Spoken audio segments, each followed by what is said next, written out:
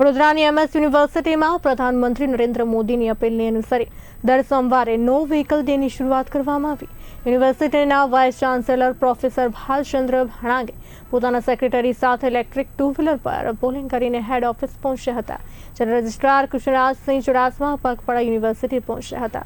નો vehicle ડેના પ્રથમ દિવસે university કેમ્પસમાં સામાન્ય દિવસોની સરખામણીએ વાહનોની સંખ્યા નોંધપાત્ર રીતે ઓછી જોવા મળી હતી।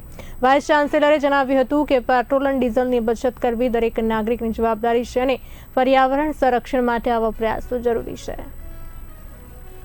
ચાલીને આવવાનું મને વધારે પસંદ છે, કેમ કે એ બહાને એક પ્રયત્ન એવો છે કે આપણે ચાલીને આવીએ, સાથે 3-4 લોકો ચાલીને આવે તો એ એક સારી ટેવ પડે અને એક કલ્ચર ડેવલપ થાય અને એક એક્ઝામ્પલ પણ સેટ થાય। આ માત્ર એક દિવસ પૂરતું નથી, પણ બની શકે ત્યાં સુધીમાં યુનિવર્સિટીની અંદર વ્હીકલ્સ આમ પણ ઓછા થાય તો પોલ્યુશન કંટ્રોલની અંદર પણ એક મોટો ફાયદો થશે, ફ્યુઅલ કન્ઝમ્પશનની અંદર પણ એક મોટી બચત થશે અને યુનિવર્સિટીની અંદરથી જે ભાવના છે કે how academic organization can contribute to the nation, એનો જે હાર્દ છે એ ફૂલફિલ થાય।